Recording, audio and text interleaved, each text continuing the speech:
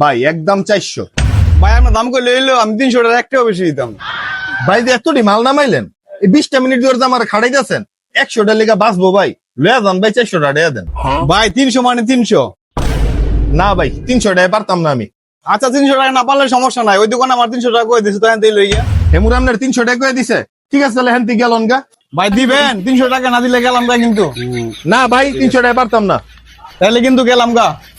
ভাই না জানতো হিতন থেকে গেলন গা। কি রে তুই কাস্টমার লগে এরকম ব্যবহার করতাস কে? আরে মহাজন, এই রাখ, কে মহাজন? তুই আমার দোকান থেকে কাস্টমার খাতে কস অন্য দোকান থেকে জামা কাপড় কিনতে? আরে মহাজন আপনি বুঝতেছেন না। আমার বুঝা লাগবো না, তুই এখন যে কাস্টমার পাওয়া তুই দোকানে নিয়ে আসবি, আমার দোকান থেকে তুই কাস্টমার খাতাস? তুই কি দোকানের মালিক? এই মহাজন লইছি।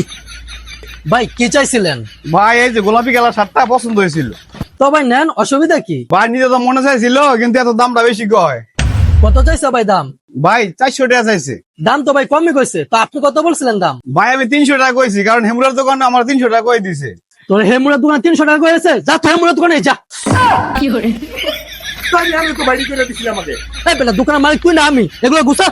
তুই না করস কাস্টমার রে।